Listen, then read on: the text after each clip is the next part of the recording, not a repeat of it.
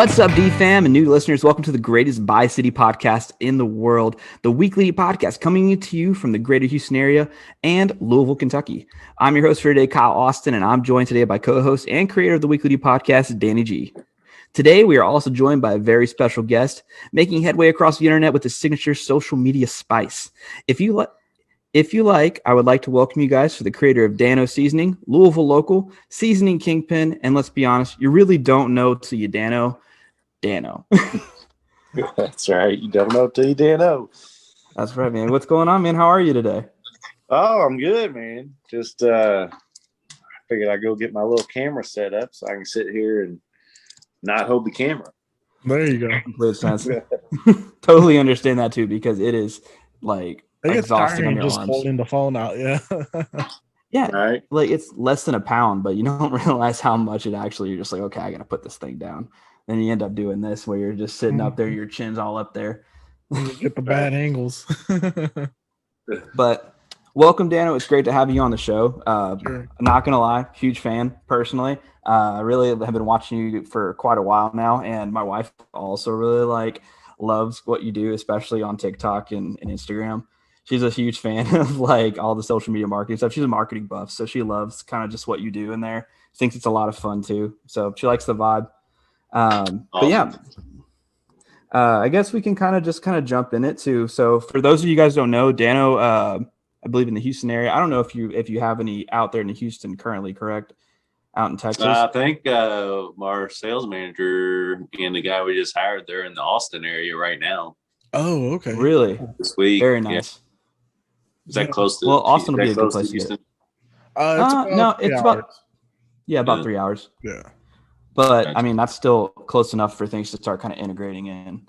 What's it called? So it'll be cool for everybody to get an opportunity to kind of see what you're about. But for, like I said, for those of you guys who don't know who DanO is the owner of DanO Seasoning. He's basically been around for quite a few years within the Louisville community. He's been a Kentucky proud owner for a very long time. He's also been pretty much all over the states and a bunch of other places like Florida, I know has it.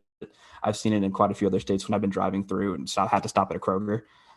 They're usually pretty readily available. They're pretty cool little cans. You can get them in like these little like spice things that you see seasoning. And then he's got the pop like giant seasoning packets that he just boom, boom, boom. And they're pretty awesome. But yeah, so that's just kind of a little bit about who DanO is. He is a business entrepreneur and he's got a really, really cool business that he's doing. I haven't really seen anybody in the seasoning business before that I've been able to actually talk to. So it's pretty neat, especially talking about something we all love and hold dear to our hearts, which is food. Yeah. So just to kind of go into DanO, how I first heard about you, I actually heard about you in about 2016. I was a big fan of the Catch 'em All Fishing YouTube channel. And when he started cooking initially, the first thing that I noticed was he was always using and always talking about DanO Seasoning. And I was like, what is this? And why can't I get it? At first I thought it was like a Florida local thing. And I was like, oh man, like this stuff looks delicious. Like he puts a ton of it on there. And I was like, what's going on here? Like, what is this? And then lo and behold, I moved to Louisville. And then I start seeing like, oh no, DanO's from here. And I was like, oh no, not only here, DanO's from Louisville, like from the city. And so I was like, oh, this is super cool. And like, lo and behold, I kind of find out that you start doing more of like, you've been recently in the past, like I think year or so, been doing a lot of marketing on Instagram and like social media in general, just kind of pushing your product out there. And now it's been like a really kind of in the forefront. It's been really, really cool to see. And we get to kind of see a little bit more about who you are, which is really cool. Mm-hmm. But yeah, no. So tell me about yourself, like initially. So what's the story behind like how DanO actually first got into seasoning? Like what made it happen? I've always loved to cook ever since I was a little kid. So was I a chef or anything like that? No, I was just somebody that loved to mess around in the kitchen. You know, if I'm making white rice, I'm going to add some extra stuff to it. I'm going to add some soy sauce. I'm going to throw some pepper in it and some other seasonings and just always playing around in the kitchen. And it was actually when I came up with this seasoning blend was in school at UK. I was going to community college down there. And LCC is what it used to be called. I don't think it's called LCC anymore. Gotcha. But I was going to community college, and I remember it was like 2:00 in the morning. There was nothing to eat, and all I had was some frozen bone in, skin on chicken breast sitting in the freezer. And my buddy was like, thaw that out. Like, I'll show you what to do. And, you know, because at that point in my life, I'm like used to like boneless, skinless stuff, not the bone in, skin on. It was kind of scary. Mm-hmm. So basically, we thawed this bone in, skin on chicken thighs or chicken breast out. And he started grabbing all these different herbs and spices, just emptying the spice rack out, and like covered this chicken like totally. And I remember we baked that chicken and it was awesome.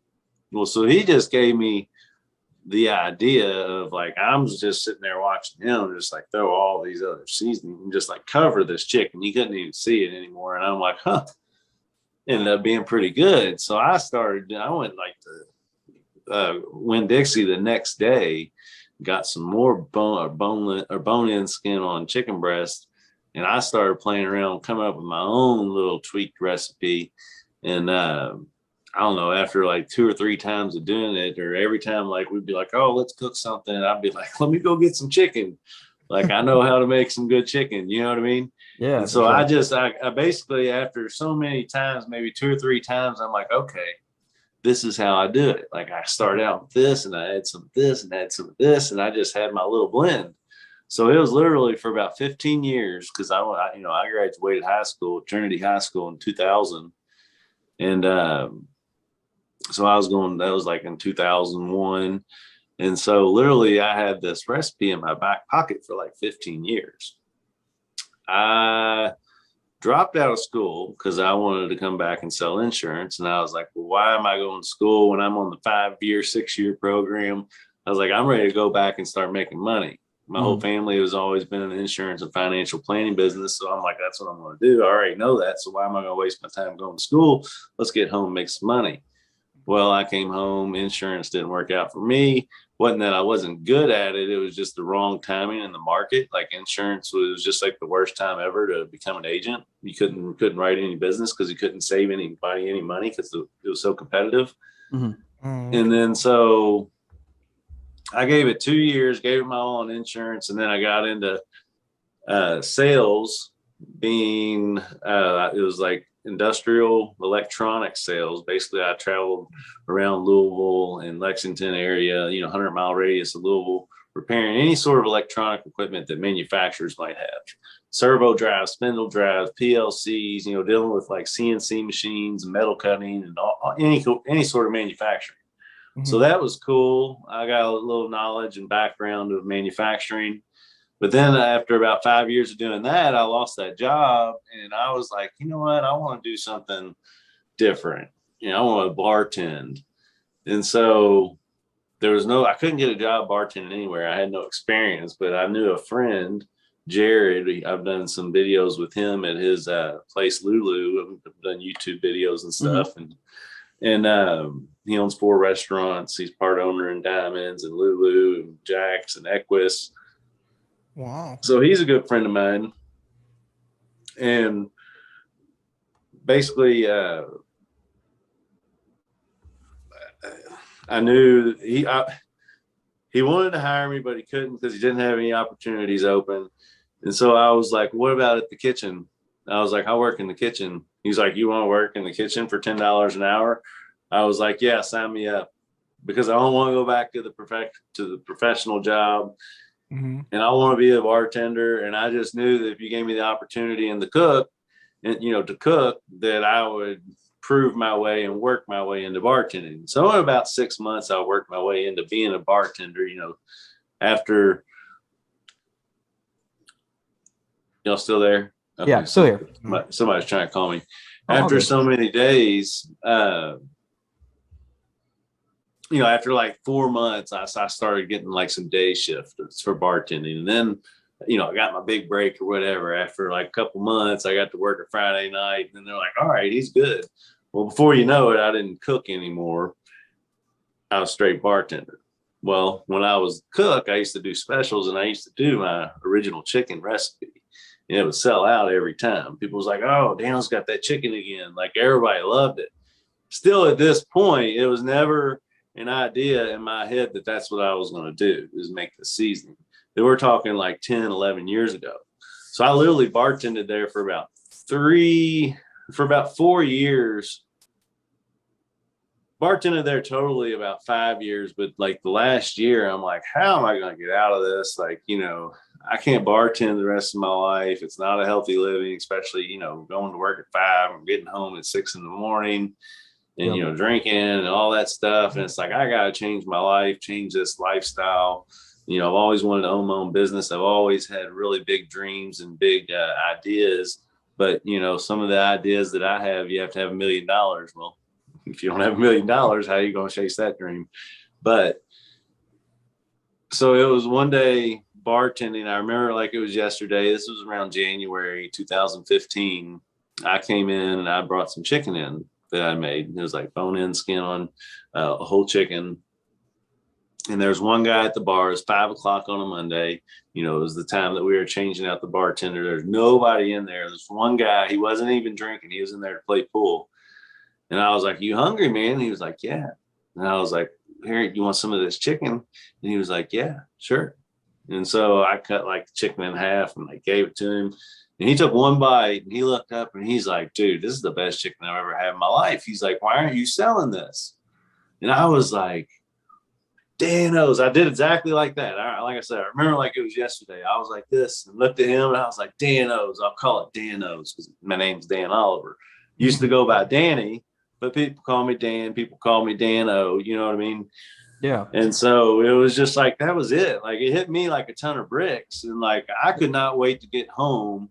That happened at 5 o'clock. And I had to work 12-hour shift till I could get home and go home and start Googling and start watching YouTube videos on how you start a seasoning business.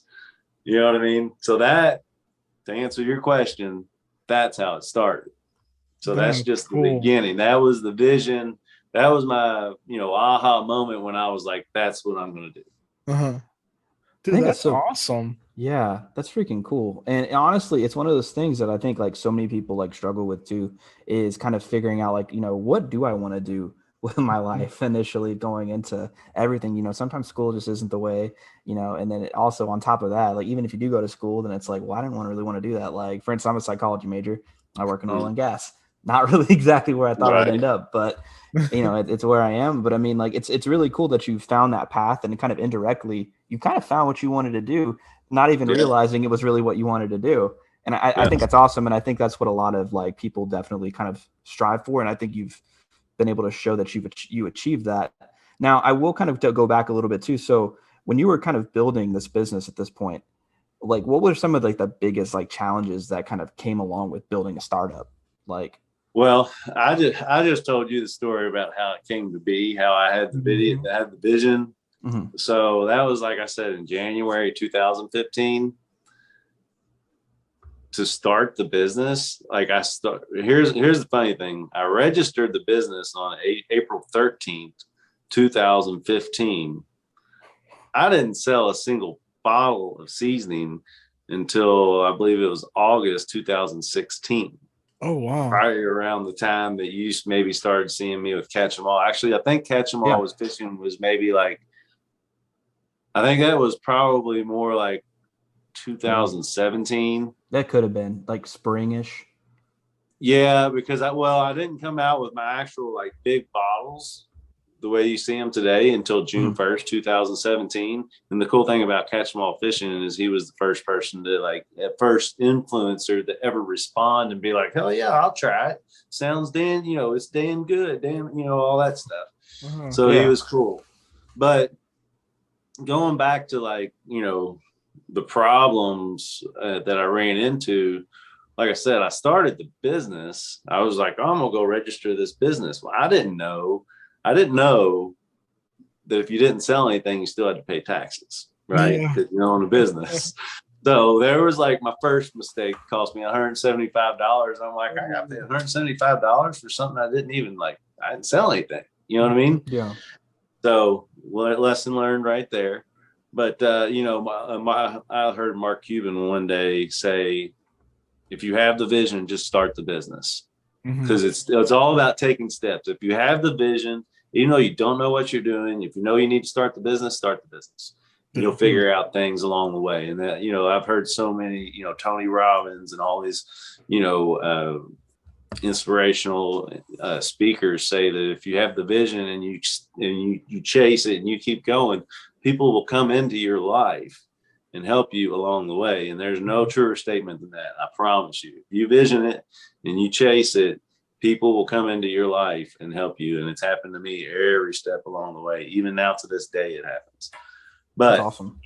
Let's go back to figuring out how to package the product. So I'm reaching out to like Flavor God Seasoning, who's a big competitor of mine. And there's a bunch of other competitors that I can't think of their names right now, but like I was reaching out, sending messages and trying to email them and all this. And like, I would never get anybody to give me any sort of advice, cause I guess we're competitors. Right.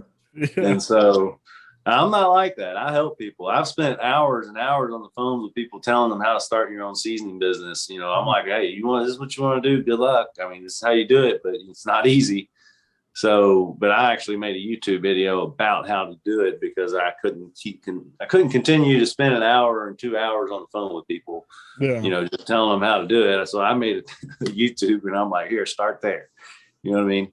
Makes sense. But, it was very difficult. Like I said, I came from a whole family of financial planners and life insurance, and even like my stepbrothers and stepsisters, they all own their own businesses. I was literally like the only kid in the family that didn't own its own business. I was like the black sheep. I was like the one that was still trying to figure it out. They're like, we don't know about that Danny boy. You know what I mean? But he's bartending, 35 years old. Like, hopefully he figures it out.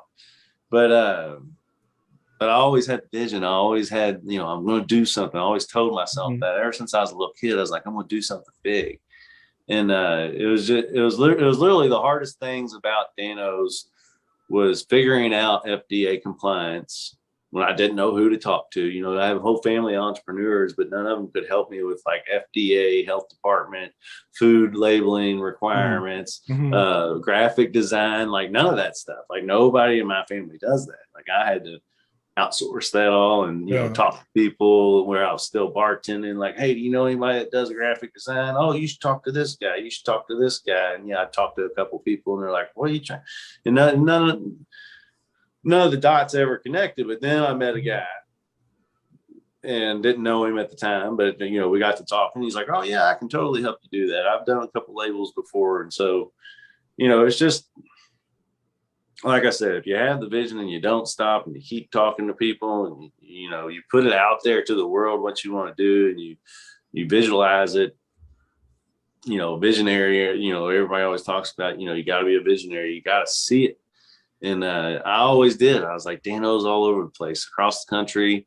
And it was funny in packaging the product, like I said, it took me about a year and a half to get it into, after I paid a cook in the kitchen $100 to draw my little dude that you see on the bottle, the little dude, little fisher, little Danny is what we like to call him. Yeah. See, I grew up fishing every day. My dad used to drop me off at a pond when the sun came up and pick me up at night. So that was kind of like reminding me of myself when I was a kid, minus the suspenders and the straw hat. But, I was just like, I want to make this Kentucky. Little added Kentucky flair. Right. So that was like where my little dude came from, paid somebody $100 to do that, paid this guy as much as I could out of my pocket to help me with my graphic design. And then he was sold on the product and he was like, one day you'll give me more money. And I'm like, yes, I will. Well, I made good on that. Like, hell, it was like maybe like 6 months ago, I gave him $3,000 because I was like, and he told me, he's like, what I'm doing for you is worth like $5,000. You know what I mean? And I only had enough to give him like $150 here, $150 there. And he was like, one day when you get there, pay me this money. And I'm like, no problem. Like it was an agreement between us and I made good on it. But, anyways, that was the hard parts, figuring out FDA compliance, figuring out health department, figuring out the label design. And then when I was going through all the recipe tweaks, what hit me like a ton of bricks is when I was like, hold on. I was like, this is low sodium. My whole marketing like thing is like low sodium means you can use more It's not going to be salty. You can use more of it because we're using the real ingredients. And so that is what like really hit me, is like, wow, like none of these other products out there, like that's not their niche. Nobody's using that as like what separates them. And I'm like, that's totally what separates me. I'm like, why does everything have to be so full of chemicals? Why can't things be just, you know, this ingredient, you know, just like if you were to blend some stuff up at home, you're going to grab salt, you're going to grab this ingredient, this ingredient, this ingredient, this ingredient. How come they all have to have like chemicals in it? It didn't make sense to me. Right. I almost thought I was doing something wrong at a certain point, because I was like, how is nobody else using this to market their product? Uh-huh. You know what I mean? It's just ingredients mixed together. I didn't need anti-caking agents because I wasn't using sugar. I was originally, but it was very, very little. But still, it didn't make sense to me why there was no other company using this low sodium. And then after I spent all that time putting it in my original packaging, I had just that much sugar in it. I'm talking like not even a pinch. It actually said 0 added sugar on the label, but it said sugar on the ingredients. That's how minute it was. Yeah, it didn't even register on the panel, but I had to put it in the ingredients. And people literally, when I would be out putting it on a toothpick at like Paul's Fruit Market or, you know, a little grocery store, people would see that it had sugar and they wouldn't buy it for that reason. And I was like, oh, well, I'm getting rid of that. So then literally after about a month, I'm sorry, I'm getting long-winded. No, you're good. All right. After a year and a half of working on getting to this packaging, and then I got it packed, and then I got it into a few grocery stores, maybe like 7 or 8 grocery stores. And when I started to go out and sample it, put it on toothpicks and, you know, sell it, whether I was cooking potatoes or putting it on a fresh cut tomato, I was selling it and having success. But people would try it, say it was great, and then say it was too expensive. You know, how much is it? And I'd be like $7 or $8, and they'd be like, oh, no, thanks. Like I can buy other seasonings for $3 or $4, you know? Mm-hmm. So I had all these barriers, and then the sugar thing. And then I started to like look at my label more and more, and I'm like, this just looks too country bumpkin. It's not like ready for the big market. You know, it just looks like it belongs in a farmer's market. You know what I mean? Mm-hmm. It didn't look to me, it didn't have the feel, the glossiness, the dude needed to be bigger. And so I literally spent 8 months redoing the label, tweaked the recipe very little, but I was redoing the label to get it ready for the big market. And that's when I came out with my big bottles. It was all on June 1st, 2017. That's when I came out with my big bottles. And not my big bottles, but my new labels, the new packaged bottles that I could sell for $5. And then, you know, the big bottles. And then I went and did my first flea market, and I sold like $3,000 when I was expecting to do like 1,000. And I did like $3,000, and I was like, okay, this is how I'm going to make DanO survive. So I literally like kept like 1 or 2 shifts here and there as my bartending thing until I could book enough shows. You know, I was trying to book one every weekend. And, you know, whether it's a flea market or the state fair or whatever, because I was crushing it. Like, and I was like, this is how I'm going to do it. Like my first state fair, I had to work 11 days straight, but I sold $9,000. And I'm like, I can do this. You know what I mean? It beats bartending. I'm chasing my dream. I'm changing the world, in my opinion, because I'm giving somebody a healthier product that's low sodium, that's all natural, there's no sugar, there's no chemicals. It's something I believe in. I believe it's the best seasoning on the market. And there's, you know, I felt like I was doing something awesome. So that's what kept me going. And had I never, you know, that made me like never give up. Is that what like ignited the fire even more? Because you started seeing a little bit of success, and you're like, I got something. Absolutely. And, you know, I said, like, I had my aha moment when it was like, you know, the guy's like, why aren't you selling this? And I was like, DanO's. Like, that was my first aha moment. And my second one was at the state fair, the first state fair I did. I guess the second one may have been the flea market, when I was like, okay, I did $3,000. Like, I can do this. But the third one was when I was at the state fair. I'll never forget this. A lady comes up and she's trying I think I was sampling on mashed potatoes with her. I was doing like instant potatoes, and we would just sprinkle my seasoning on there and mix it in, let people try it. And she was trying it, I'm standing there like just waiting for her to try it. She's trying it. And she's like, this is dang good. And I'm like, it's low sodium. It's all natural. It's no sugar. Like, I'm showing her the ingredients and showing her all the salt in the bottle. Like, I pick it up and I show people a container of how much salt's actually in it. And I'm building the value to her. And she's like, no, it's damn good. And I'm like, yeah, it's only $5, and you can get the big ones for 15. You get 2 of them for 25, or I can give you this deal for 30. And she was like, no, you're not getting it. And she like pointed, and I remember like looking back, and she was pointing at my banner, and she's like, it's damn good. And I was like, oh. And I was like, and me and my buddy that was standing next to me, like after she left, like I was looking at him and I was like, dang good. And I was like, DanO Mike. He was like, fantastic. And we just started rolling with them. And it was like, you don't know till you DanO. And they just started coming like left and right. And I was like, this is like, okay, so not only do I have what I believe is the best seasoning on the market, I'm hitting people with low sodium seasoning the way it should be made, real flavor, real ingredients. There's nothing else like it. And now you're giving me this catchphrase, all these Dan puns, like to have fun with. Like, you're gonna not only like, are we the best tasting seasoning, but now we're the funnest seasoning. Like, I don't know. That's when it was like, I can never give up. You know what I mean? That is awesome. That's really cool. There's just something really funny about that. It's just like, it's weird how fate just kind of falls in your lap sometimes, and you're just like, huh. Wow, this is actually about to happen. And it's just, and then like you said, it's just the idea thing kind of happening. And it's just like boom, boom, boom, boom, boom. And then before you realize it, you got something big. You got a product. Not only do you have the product, now you have something to kind of market it with. And then then, like on top of that, everything sounds like it fell into place at the right times. Absolutely. And, everything happens for a reason. Even my dad was like, well, good thing I named you Daniel, because your mom wanted to name you this other name. And I said, no, it's Daniel. And I'm like, well, I'm glad you made that happen. Thanks, Dad. Right. Yeah, that's awesome. Heck yeah.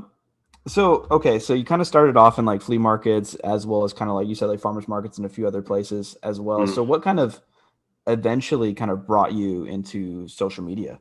Like what ended up kind of lighting the fire there? Well, so that was like I said, early or 2017 when I did the first flea market. It was the 4th of July flea market, then the state fair, and then I was booking literally like any sort of. I wasn't even doing any farmers markets, because farmers markets would be like 4 or 5 hours, and like I'd sell like $200-$300 in seasoning. Wasn't cutting it. I would go do these flea markets where there's 10,000 people there, and that's where I could do anywhere from $2,000 to $4,000 to $5,000 in a weekend. And so I was chasing the bigger shows where I know I could go do a minimum of $2,000 to $5,000, minimum of $2,000, and sometimes they are better than expected. But so I did that. And then I found Toothpick Timmy. I'm sure you've seen Toothpick Timmy. Yeah. He came along in March of 2018. I met him in a bar, and I gave him some seasoning, and he tried it, whatever. Then I seen him 2 weeks later. Didn't know the guy. I just gave him some seasoning in a bar. We talked, chit chat or whatever. He's like, oh, thanks so much for the seasoning. Seen him 2 weeks later at the same place. And he's like, dude, that's the best seasoning I ever had. I could tell he had the gift of gab. He's like, you ever need anybody to help you? I'm your guy. And I was literally like, what are you doing tomorrow? I'm going to Columbus, Ohio. I'll pay you $300 to go to Columbus, Ohio with me for 3 days. And so he was like, well, let me check. And, he's like, I'm in. And I'm like, okay. So literally like the next day, I'm picking up literally like a stranger, taking him to Columbus, Ohio. We're staying in a hotel room. kind of in the hood together. Mm-hmm. And like, you know, you can't make this up. Yeah. You know, I couldn't pay him enough money to get us, or I didn't have enough money to get 2 hotel rooms. And he seemed like an honest guy. So we stayed in the same hotel room, and literally we sold out that weekend. And next thing you know, I'm like, Toothpick, I'm like, dude, can you help me next weekend? I got a show coming up. He's like, anytime. He's like, I love this. And so he was literally every show I asked him to go to for literally like 3 years or 2 years until COVID hit. He was there. He was my right hand man. I took care of him. And we, as you know, as DanO's built, I was always doing the social media. That's your question here. I was always doing the Facebook and the Instagram. And I even had a YouTube. I had like, I think 500 subs at the time of Corona. Oh, when Corona hit, I think I had 12,000 likes on Facebook and like 4,000 on Instagram and like 400 on 400 or 500 on YouTube. But literally, we traveled the country every weekend, did some long shows up in Pennsylvania and stuff. And I was doing good. I doubled my revenue, of course, from 2016 to 2017. But then, you know, I doubled 2017 and 2018, and then I doubled in 2019, and then I was going to double in 2020. I was projecting myself to do $500,000 just by doing these trade shows and just traveling the country. Well, then, you know, March, Corona hit. And that's literally like, we're like an hour away from this show up in Michigan, Gaylord, Michigan, all the way like northest point of Michigan. We're an hour away and we get notified that it's canceled because of COVID. So on the way back, I was telling Toothpick, I'm like, dude, you got to go find a job because I don't have the money to afford to pay you to do anything. Like if we're not producing sales, producing money, I can't pay you. I have to try and survive. Literally, my goal was to come home and sell $200 a day online sales. So hopefully I could survive. And so I came home and I literally started, you know, I already had a TikTok account, but I didn't have anything going on there. I maybe had 500 followers or something. But I kept listening to Gary Vaynerchuk. And he would be like, if you got a product and you're not on TikTok, well, you don't know what you're doing. Like this app's blowing up. Like, and so I just started, I would go to the store and get all my ingredients and, you know, get a 12 pack or whatever. And I would be making like recipe after recipe after recipe after recipe and just post. Nothing was happening. I was doing like live on Facebook and Instagram and trying to like reach out to people and like, you know, donate money to people, or maybe they'd see like DanO's, you know, let's help DanO's out. And, you know, I was doing whatever I could, man, to get this thing to go. And it wasn't going. I was getting, you know, my $200 a day, but I need more, of course. But it was one day I bought this crab to make a TikTok video. And then I was like, no, like it hadn't even been working. Nothing I've been doing has been working. And I was like, you know what? I want to do it anyway. And so I literally, instead of setting up my camera and doing all this stuff and turning all the lights on, I literally like made these crab cakes with one hand while I was holding the camera in the other. You know what I mean? And then I posted that, and like my sales went to like $1,000. And it was like, and it was on TikTok, and, you know, it had like 150,000 views and like all these negative comments because people were like, that's not how you make a crab cake. And where's the Old Bay? And that's not how you do it. And everybody was just hating. But then like sales were moving. So I'm like, oh, well, maybe I just need to keep pissing people off. You know what I mean? And so I was like, what's something else I can do that'll, you know, stir it up or whatever. And so I was always kind of just, I don't know, I didn't want to keep stirring the pot like that, but I did maybe something else about the Old Bay or whatever. And eventually my videos started to get traction, and all the negative comments started to turn to positive comments because it was those people that were buying it that started to have my back, and they're like, no, I actually bought it and it's actually really good. Like he says, you don't know till you DanO. Well, you really don't. It like really is good. And like people will be like, yeah, and it's low sodium and you can use more. And you know what I mean? Just like the world had never seen a seasoning get pitched the way I was pitching it. You know what I mean? It was offensive. I was putting too much. So people were like, oh, it can't be good. And you know what I mean? It was always just offending people. Still to this day. They're like, oh, he's got to drown everything. Seasoning can't be good if you got to use that much. You know what I mean? It's just the education process is all it is. It's like, try it one time. That's why we say you don't know till you DanO. And once you try it, you'll DanO. You know what I mean?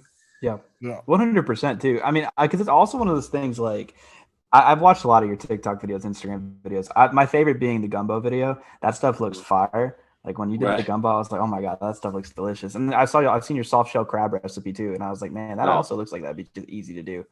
Well, did you see how many negative comments the gumbo had? I did. But I was also kind of like, but at the same time, like, it's like, I'm like, DanO's from the South, but DanO's also not from New Orleans. He's gonna have his own Kentucky twist. And when you try this stuff, you like, because I've had the seasoning, I have the spicy and the regular in my cupboard right now, and I'm like, when you actually taste it, the flavors actually do work really well with a good gumbo. Like being from Houston initially, right next to where that is, I get a lot of good gumbo. And I was like, the way his flavor profiles work, his gumbo would be amazing. Like, and I'm just like, I was like, I'll just gotta try it and give it a chance. And I think that's what when I look at it, and my wife too, because she, like I said, she follows you on Instagram and a few other places too, and she's like, these look great. And I don't know what they're talking about. And like when it talks about the over seasoning, like no, like because when you actually like put it on there, like it's the perfect amount because you're not having to worry about it being too salty. The goal is not for it to be too salty. You're looking for the flavor of the natural ingredients, like the flavor of like the onion, the flavor of like the added kind of just spices. And it really does like make a difference. I don't know. I got your back. I'm one of those people who got your back on those, like personally, because.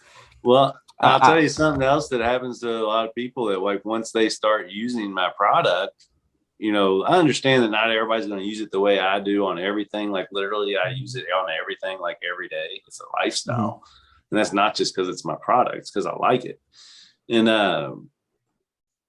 when I go out to eat somewhere and like maybe I know one day I went to like El Nepal and I got the carne asada. And I could tell that they used like Saison seasoning on there, which is really salty, but they used too much. And I was like, it was just so salty. I didn't want to eat it. Like it was offensive, like to my palate. Like, so anytime I ever go anywhere, if something's too salty, like I can tell because my body's not used to all that salt now. You know what I mean? Yeah. And you can kind of adjust to it too. Have you been able to kind of pitch to a few like restaurants out there and be like, hey, you should check this out because I can really lower the salt content and also keep the flavor. My friend actually owns El Nepal, and it wasn't his El Nepal that was salty. So if he's watching, I apologize. It wasn't a shot at you because I love El Nepal. I eat there all the time. I was just saying, but yes, you know, Jared Matthews with his 4 stores, you know, the Diamond Pub and Billiards, and then Chef Josh Moore at Valari. He uses DanO's on a few things, which he's one of the biggest chefs in town. So yeah, and that's all. You know, I started with Cisco right when I got my first big bottles package, but it never worked out because nobody really knew the product. But now that you see all the marketing that we're doing, not just on social media, but we're doing a lot of ad spend on WHAS and during football. Now we're advertising during the WWE wrestling. We advertise during all the golf tournaments. Like we're just trying to NASCAR sponsorship too, right? Yeah, we did for one race. Yeah, that's awesome. That was sweet. That was pretty cool. We did that last year too at Daytona. And then so this was the second one. So same guy. I think last year he came in like 18th, and this year he came in 21st. So maybe we'll do it again next year and do a little better. Yeah. How did it feel though, doing it the first time and then seeing your product being advertised on the NASCAR? I cried. Yeah. For about 10 seconds the first time it went by. Like it's just one of them things, you know what I mean? Like I had tears in my eyes for sure. Yeah.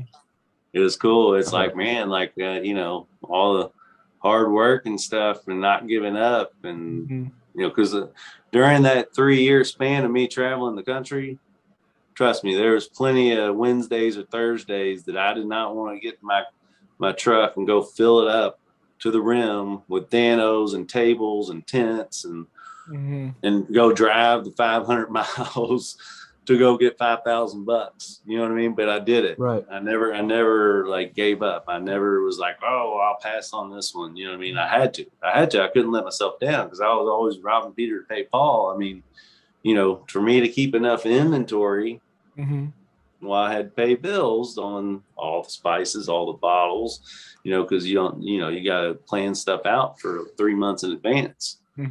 So I always had a lot of inventory, and that's where all my money was. Is I was just always buying more and more inventory. Yeah. Okay. Makes sense. Yeah, makes sense. Where was I going with the whole thing? What was the question? What were we talking about? Well, because it kind of went into just basically, initially it was just kind of about like the actual like just social media aspect of it. But I mean, we kind of really answered that question, and we got into something really cool, which was just showing doing what you're doing, which is just proper marketing, really putting yourself out there, and just like you said, not giving up, because it's one of those things where, like you said, with the distance, it can be really difficult to just want to go and take the drive to Michigan, more than likely in the middle of what January or February too. On top of that, was that when COVID was hitting, like around February? So not to mention Michigan in the cold. Yeah, it's probably brutal on top of that. So being able to just like do that and have the want, because in your heart, you're like, if I keep doing this, like it's gonna go somewhere. Like that's something that a lot of people unfortunately lose that drive to a point, and it's interesting to kind of put it out, and it's really good, I think, for our viewers too, to just kind of see like, look, like if you have a passion for something, like don't be afraid. You're gonna sacrifice. There are gonna be days that are hard, right? But if you just stick it out and you like actually do it, like you can really make it. And like I see you as just a prime example of that, really showcasing like, look, like I worked my ass off. I worked my ass off for this, and and it's paid off, and I can show you, like actually show you that it's paid off just by these few things. And like it takes taking the hate on TikTok initially, or like Instagram, which, like you said, has turned around quite a bit. There will always be people that will comment on food. Easterners are really sensitive about the crab, and Southerners are really sensitive about other things. So it's one of those things where that's probably always going to be a thing. But as long as you just keep like pushing, which is exactly what you do, like people start to like those things, and they take the chance to like try it, and then before you know it, then they tell their friends about it, and then they tell their friends about it. And that becomes a form of marketing in itself, which is just that friend of friend kind of thing, which does work really well too. Yeah. Like, absolutely. So I guess going into like the next question with it, so what are some states that currently don't have DanO seasoning that you kind of want to? You're like, okay, I need to bring this to like this next state. Like, what's the next big one? The next state is Texas. That's why we got 2 guys in Texas right now. But here's the thing about retailers is big retail. Like we're talking to Walmart right now. We've been talking to Walmart for 6 months, and we've gotten a yes. We haven't got the PO yet, but it's not going to be till like April that we even go in there. Even with Kroger, we're still waiting. We've been number 1 in Kroger for almost a year. The number 1 selling seasoning in Kroger, just in our region, the 116 store region, there's 2,700 Kroger stores. We're number 1 in our region by far. And we're waiting to hear back from them still on how many more stores are we going to get. And it's like, these retailers, they're so hard to deal with. Like H-E-B's big in Texas. Yeah. And they've told us that they're not going to relook at spices for like another 2 years because they already reset their aisle. They're missing out, to be honest. Well, so we're like, well, you need to put us in as like a promotional item. Like we can put displays in. We don't have to be on the shelf. You know what I mean? We can do it a different way. And so it's just hard to, get these retailers to know that we're the number 1 seasoning. Like we really are. Like everywhere we go, we end up being number 1. If we're not in the first month, we will by month 2, because what we do is every area we go, we are trying to go nationwide, but we like right now, we're investing some dollars into Chattanooga and to Knoxville because we're doing really good in those two areas in the Food City stores. It's a grocery store in those areas. And so we're investing dollars, our marketing dollars, into letting all those people know that we're here now and that, we're here to stay and we're going to be number one. And what we do that's different than any other marketing company, and that's the cool thing about DanO's, is we take a lot of our revenue and put it into our marketing budget every month. So we always have that money to make sure that we're being seen. We're not just a product sitting on the shelf. We're making sure people see us. Yep. That's the important part. I mean, that's the majority. They don't see it, they're not going to buy it. And like you said, putting yourself out there is really important. Do you recommend checking out Buc-ee's if you get a chance? You probably already have at this point. Biggest gas station in the world. It just seems like y'all would just connect in like. We're talking to them actually. Nice. That would be really cool. Any Texan will tell you they love Buc-ee's. They're going to tell you right there. And we're getting one in Kentucky. So really, we're getting one near where's it called? WKU. Well, actually not WKU. I think it is. It's in between Lexington and wherever. I think it's either WKU or EKU. I'm not too sure. It might be EKU, but it's in between that like stretch of land that's like 30 miles in between those two like schools. Nice. They're gonna just set it right there. But this is awesome, man. Especially like down here in Houston, where we have a Buc-ee's going to every beach. So it's like the best place. I mean, if DanO seasoning was there, that'd be dope because you just swing by, get you a thing of seasoning, go barbecue on the beach, have a good time. Got some good fish too. Just get some really good red out there. You can just start putting some of that DanO's, some of that spicy DanO's on the red. Just grill out on the beach. Like it's a vibe. Like Kyle's gonna bring me some down here to Houston when he comes down, so I can finally try it. Yeah, I'm gonna buy him some. But I mean, it's even one of those things like just going to Texas as a market too, being that like this is a lot of people from Houston do tend to listen to this podcast in general. Like as a market, like chicken's not like people are gonna probably hate me for this. Chicken's not huge in Texas. Barbecue chicken isn't like something out of the main things you're gonna see. You're gonna see brisket, you're gonna see smoked sausage, you're gonna see ribs. Oh, chicken's big. We like to smoke things down here. But the thing is, I don't think Texas has perfected it like they perfected their beef and their pork. Oh, yeah. And I think something that has a really good push specifically toward chicken will do well in a place like that because barbecuers and barbecue like grill masters are always looking to kind of, how am I going to pick this chicken up? Am I going to have to stick a beer and make beer can chicken? Like, what am I going to do to really like make this that people will eat it? Yeah. And, DanO's isn't just for chicken. I'll tell you that. Yeah, it's for anything and everything. Speaking of that, because I know initially, like you said, you kind of started it with the skin on chicken. Like, what is it? Has there been a meat that's really like that you finally got to try? That's like, oh man, this is great with DanO's, and it can be like with your regular seasoning or your spicy seasoning that you have. Well, I'll tell you this: when I was working on my recipe, before it was ever packaged. And I had a piece of tilapia, some cheap tilapia, which I don't eat tilapia anymore because it's nasty, especially farm raised. If you knew where it came from, you wouldn't eat it. Yeah, that's cool. But I agree with that. But so I had this tilapia and I threw my seasoning on it and threw it in a pan with a little bit of butter and like seared it, blackened it. And I tried it. And the person I was with at the time, I was like, holy shit. I was like, try this. They were like, oh my God. And I was like, yeah. I was like, that's changing the world right there. I remember like running around the house, be like, I'm changing the world with this. Like, this is not just good on chicken. This is awesome on fish. So my first label said chicken, fish, and more. I used to tell people it wasn't made for red meat. It's not a red meat seasoning. Well, then people started telling me, dude, I put it on my burgers, on my steaks. It's the best steak I ever had. Hey, why didn't you try it on a steak?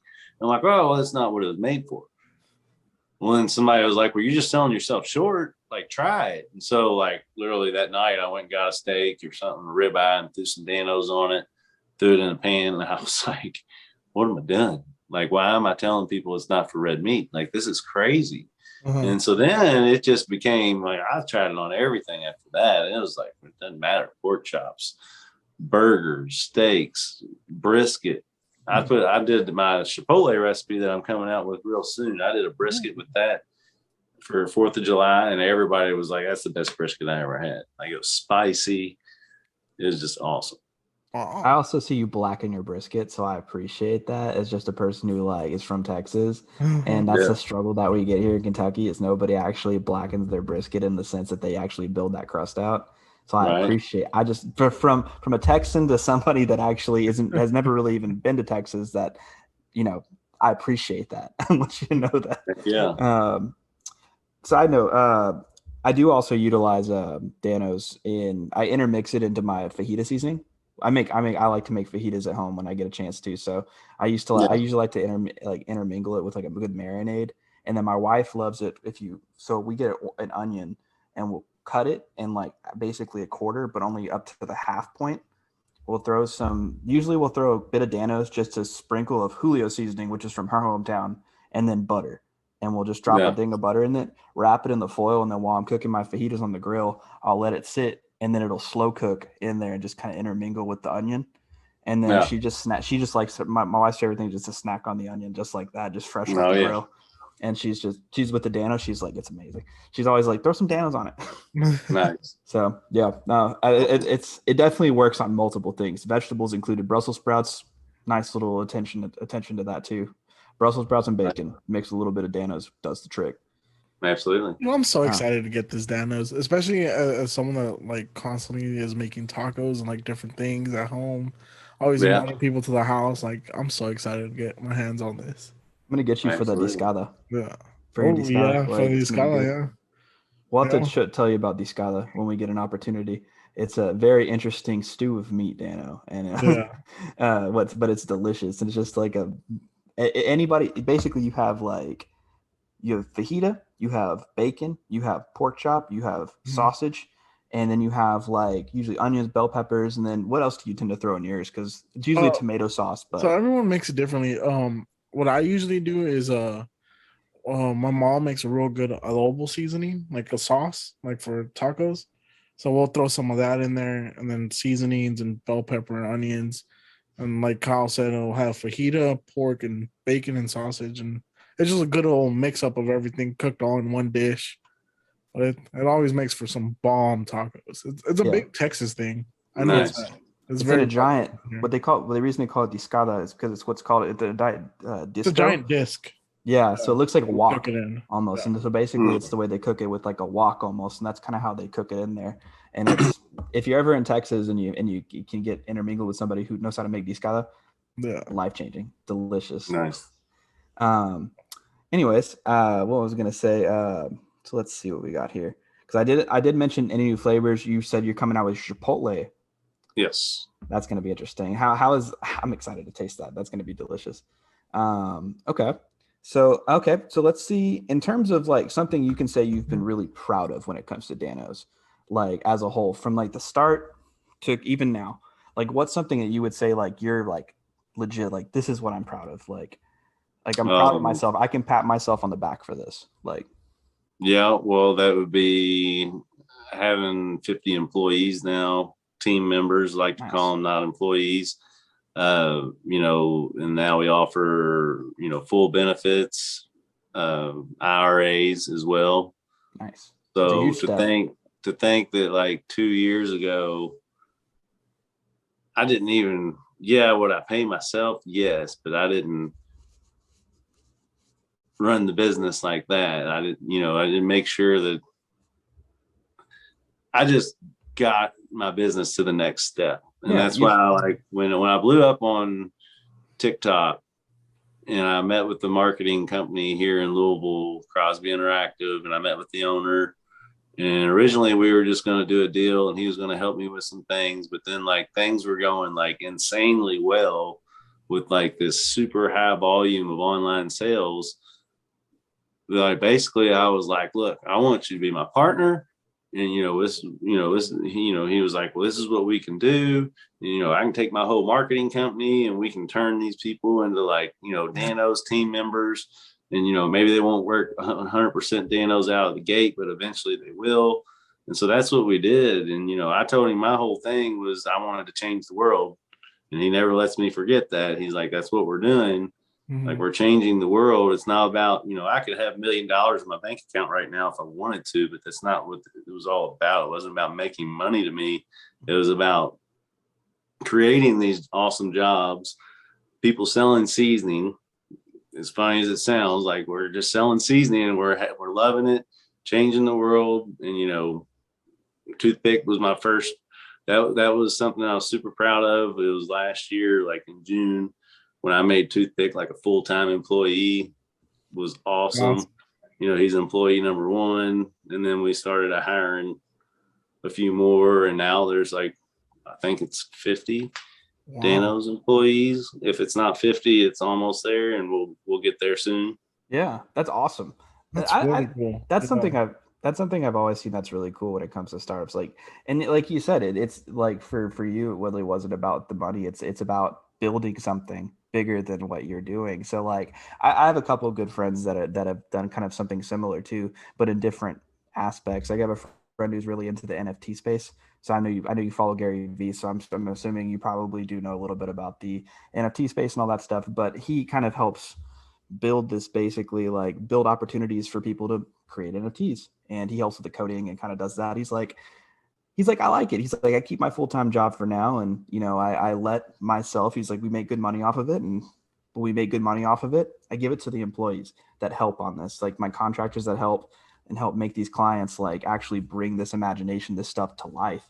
And when I have the opportunity to pay myself, I will.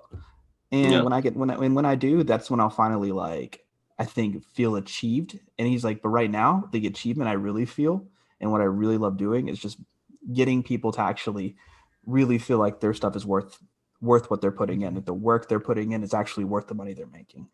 And that he's like, and that brings me joy. And I can probably say that's probably very similar to you as well. It's like putting in that passion for what you're doing. He's like, that's what makes it worth it in the end of the day, seeing that they actually love where they work, they love what they do. I don't know. I think it's awesome. Yeah. You definitely gotta love what you do. What they always say: if you love what you do, you don't feel like you really like work. You know what I mean? And, exactly. It's not a job. Yeah. It becomes a career and occupation. It's very true. But I'm very much like addicted to my phone. Like I'm always on my phone looking at what's going on, what's the comments people are saying, what's our view count on Instagram, what's our view count on the website, what's our view count on Facebook, what's our view count here, sometimes me being the owner, sometimes people, in the office, I know they think that I don't work as hard as they do. I know that I'm looking at my phone all day, every day, tracking everything. Right. The analytics become addicting. Once you actually start getting a little bit of traction, and you're just looking at it. You're constantly wanting to see where is it at? What am I doing? Like, is it working? Is it not? Right. Yeah. Absolutely. That's the fun part about it.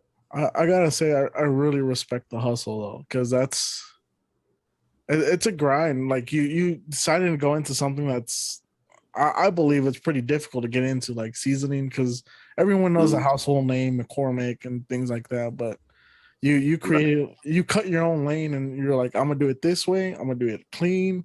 It's gonna be awesome. Probably the best seasoning in the world. And I mean, just getting to talk to you, it's been very inspirational. Seeing how you got this idea, you followed through with it, you never gave up on it, and now you're growing vastly, and it's very cool, and I just gotta say, it is very inspiring to hear your story. And well, I'm glad it inspires you. It's awesome. Yeah.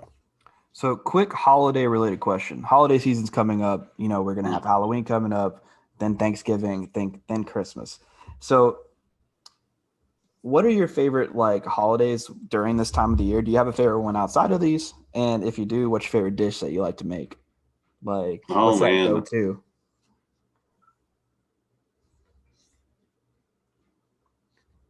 I don't know. I guess I really don't, to be honest. You know what it should be? It should be a turkey.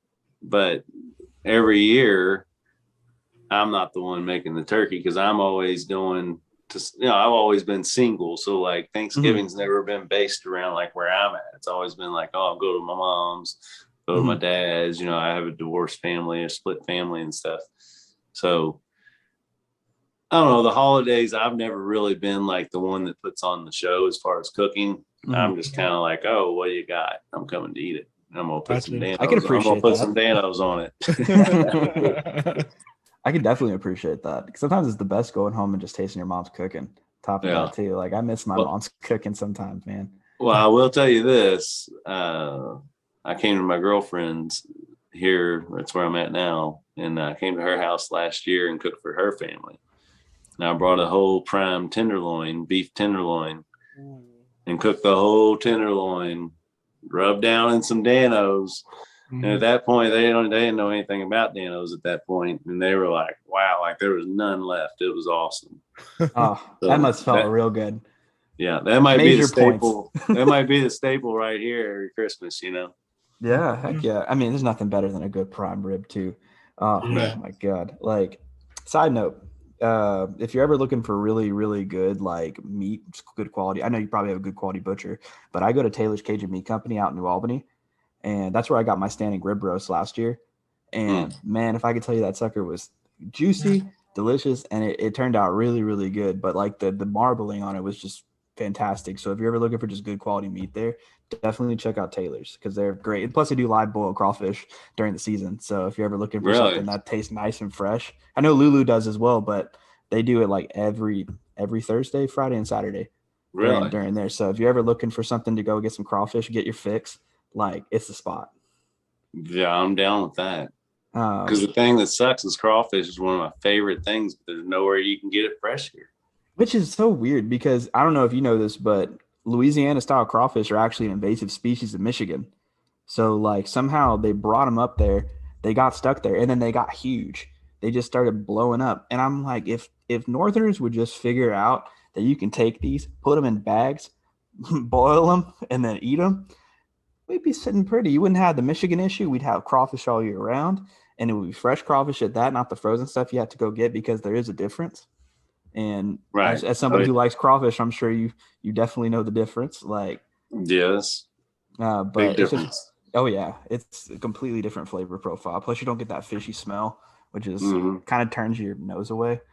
But like, no, I like good fresh crawfish. Like, it's hard to come by in Kentucky. So like, just cross in Indiana when the season starts. You'll be very happy you did because they have good stuff too, and they're usually pretty good size. Good to know. But so I mean, I guess the one other question I have, I guess with it is, I know you said you mentioned Gary Vee again. So did you ever have an interest in cryptocurrency? Have you ever looked into it? I got some XRP right now. Okay, currently holding Ripple. I got some Cardano, and I got a bunch of Doge. Oh, awesome. Let me tell you, I'm a Doge holder for sure. I'm definitely a fan. That's actually what we've been working with a lot of people within the Doge community. That's actually kind of how we've been kind of meeting a ton of people. Like we got I don't know if you know who Dionne Warwick is. She's like an R&B singer from back in the 50s. We got her on here because of Dogecoin. We've gotten a bunch of random people that you would never expect to be on here as a direct result of Dogecoin, which has been awesome for us. I bought I had like 10,000 back when it was like 0.005, like even before it was like half a penny. And then I just haven't sold it yet. And it's just been sitting nice and pretty. And I love me some Dogecoin. Yeah. We both hold Doge. I bought it at, when COVID hit. I actually I didn't tell you all this, but I got a little loan and I took some of the money and I bought some stocks with it. Well, Doge being one, I bought it was April 2020. So I got it at 0.002. Oh, nice. And I put like $500 in it. And so literally I sat on it for 2 months and I was like, this ain't going nowhere. And I sold it. And then I saw that it went up to like 2 cents. And so I bought some back and then it jumped up and then I sold enough to get my money back. So now I sit on a little bit, but I think I had 189,000 shares originally. And now I got like 12,000 or something. Yeah. Hey, that's still good though. Like it's one of those things where it's kind of like I had a similar situation. Like before I had the 10,000, I had 100,000 sitting at 0.002 as well. and Right. I had held it for a year. It wasn't doing anything. In fact, it was going down. So I sold it. And then there was like a TikTok boom that happened right before COVID I happened. remember. And then that popped up to like half a penny. And I was like, that's it. It's not going higher. People would tell you would never touch a penny. And then, before I knew it, I at that point I sold already. And then I bought it half a penny once I saw it going up again. And I was like, if it stays down, it's going to boom. It boomed up to 8 cents. I was like, I'm not selling anything. And then it boomed to 75 cents. And I definitely should have sold just so I could buy back in, but I didn't do it. And still holding, but it was definitely a lesson I learned. I learned to just take profits and, even then still hold out, because I mean, it's doing better than it's ever been and doing better than anybody would say it is. Not to mention there's a ton of stuff happening in the background with, Elon Musk being involved, Vitalik Buterin, the guy who basically he's like the co-founder of Ethereum. And there's a lot of stuff happening in the background that businesses are starting to, consider accepting it as a payment option. Yeah. Have you thought about accepting cryptocurrency as payment for via your online stores? Not really. We haven't considered it. No. I know y'all familiar with Humble. Yeah. Mm-hmm. I own a lot of Humble. Okay. Yeah. So that's going to be supposedly that's going to be like the PayPal of crypto, That'd be nice. Cool. Cause then at that point, you have a nice little sit at that point. Yeah. And then you can just kind of utilize it as you feel. Well, if you're ever interested, I know some good options, because Mark Cuban's also a big proponent of utilizing it. He does it for the Dallas Mavs and stuff. And if you're ever interested in getting set up, I have a couple good contacts here. Actually, in Louisville, there's a guy that's done a startup called Doge Beans. I sent you that podcast. And basically he used to be 73 Coffee Company, and COVID happened, same thing, same situation. And he decided to rebrand with cryptocurrency. He's kind of boosted online, and he's been very, very successful. He's actually reopening a shop under Doge Beans right near where Fall City Brewing Company is. And their cafe opens at the end of the year. But super great guy, and he's really, really, he knows all the ways of making it really easy to transact. He has these what's it called? He's been kind of utilizing multiple cryptocurrencies, testing things out. But he's very, very very, very smart in that space. He understands the different methods of payment, how you can make it easy, and then also transition it into USD if you want to do that, or if you want to hold it, you could do it this way. He's got a lot of different options if you're ever interested in looking that route. But interesting. No pressure or anything like that, but they did it. Yeah. But no pressure or anything like that. It's just something that is definitely happening right now in the space, and who knows where it could go. Yeah, but I know it is very scary for businesses, because you don't know where it's going to go, and it could just that and the accounting part. I mean, that's what. Yeah, taxes are kind of. Yeah, when we're talking to them, the guys from Doge Bean, he was saying one of the trickiest parts is the accounting aspect to it, because it's so volatile, it's up and down, and it just it's an interesting step. Like I said, a few more major businesses are kind of considering it nowadays. So it's just interesting to see how the Doge movement is working. Yeah. Well, part of my agreement with my partner is that he's the business manager. So I let him deal with that type of stuff. Yeah. Makes complete sense. I just know that the whole crypto thing, I'm not going to be left behind. I'm if I got a little extra money, I'm always buying something. Yeah. Exactly what we've been doing too. Yeah. It's the exact same thing we've been doing. We're holding and kind of seeing how the world transitions, if it's transition, Yeah. Not too long ago, I mean, Bitcoin was a couple years ago, it was in the thousands. Now it's in currently it's sitting in the 40,000s now. Well, now 48. Now it's El Salvador's official currency, which is a huge deal, which hasn't really been impacted yet. A lot's happening in that space, but it's going to be interesting to see where it goes. And the fact that you're holding any at all is good in general, because one crypto being successful usually tends to mean all the other ones kind of fall right behind it. So, so I guess we can kind of go through this or that really quick if you want to do that, and then we'll kind of wrap this up, because so this or that is a segment where we talk to our guests and they answer basically this or that. Simple as that. If you would like to point out some good questions for future casts, you can actually hit us up on Twitter at the Weekly D Pod. at Danny_G951 and at It's That Kyle using the hashtag this or that. So first one is basically no holds bars. If you say, you can say yes or no. If you don't have an answer for it, you can just do this, and that should help. But the first one is gonna be chicken or beef. Chicken. Okay. Chicken. Okay. I would actually go beef, but that's 2 against 1 right there. For chicken there. Okay. So let's go Budweiser or Bud Light. Ooh. Budweiser. Nah, man. Love me some good Budweiser. But I'm really gonna go Miller Lite though.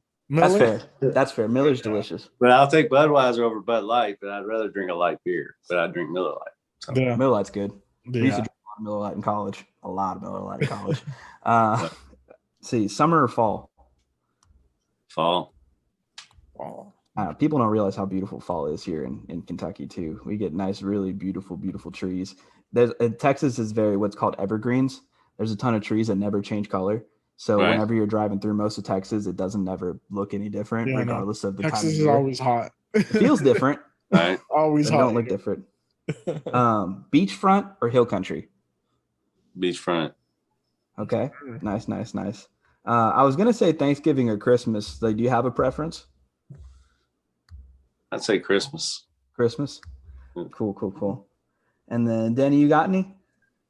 No, you hit the ones. I was gonna ask him the same thing, summer or fall. Oh, like what that makes it easy. Season is. Yeah. Well, that was pretty much. I got one. WWE or NASCAR? NASCAR. Okay. Yes, sir. I'm assuming you went to. Let's see. Are you a Louisville fan or you a Kentucky fan? I'm both, man. I was raised a UK fan. Then I went to UK and I kind of left a sour taste in my mouth. I kind of came back U of L fan. And then I'm like, whoever's winning, I want to see keep winning. You know what I mean? Absolutely. Like now I'm a UK Kentucky fan or football fan because they're 5-0. I'm like, why am I not going to root for that? You know what I mean? Yeah. No house divided there. I definitely understand that. You ever think about doing like a tailgating event at one of the colleges? I think that'd be pretty cool. Yeah. DanO seasoning tailgate. Yeah. Smoke some meats. It would be. Dude, you could do something. That would be fun. I'd go to that. Oh no, I love tailgating. Like football season is one of my favorite seasons. Just to go. Like it's my favorite. When we had a XFL team here, this podcast was actually sponsored by a local brewery in Houston. So we got to do a bunch of tailgating events where we would go pass out beer and like go convince people to drink their beer. So it's always a good time. I love the tailgating. You know, I don't know. Oh yeah. I think that'd be a fun thing to do. You know, or to see y'all do like DanO seasoning tailgate. Right. Just one day it'll happen. That'd be super dope. And if that happens, I'm not gonna lie, I'll be there. I'm gonna go try that. I'm gonna pop by, be like, hello. Yep. Well, that's pretty good, man. So this is basically our this or that. DanO, like, thank you for like hopping on here with us and coming and checking it out with us. It was really, really cool just to have you on, really talk to you, kind of just about your life and kind of just talk a little bit about your business and like where everything's gone. It's been super awesome to kind of see your success, and I'm looking forward to seeing it go full nationwide. Yeah. And I'm excited to bring Danny a couple different versions of this. Oh, dude, I'm excited. I'm gonna be making tacos. I'm gonna be barbecuing, smoking chicken. Heck yeah. I'm gonna put DanO's on everything. That's right. It's dang good. There you go. But yeah, guys. So thank you guys for listening. If you like what you heard, give us a 5-star rating and leave us a review on Apple iTunes. You can also give us a thumbs up on Spotify and a like on any other streaming service you listen to. Before I forget, DanO, where can they actually find you at? What's some good places to follow you when it comes to your social media? The best, all my handles are at DanO Seasoning. And if you go to DanOSeasoning.com right now in the month of October, we're doing 10% goes to the American Cancer Society for breast cancer awareness of all sales. And we got pink T-shirts that say season for a reason on them. So we're doing that also in the month of October. So that's a pretty cool deal. But yeah, the handle's at DanO Seasoning on all platforms. Sweet. Awesome. But yeah, guys, thank you guys for listening. Be sure to tell your friends about us. Best word of mouth is the best way to grow. And we will see you guys next time. Later. Sure. Thank you. Thank you.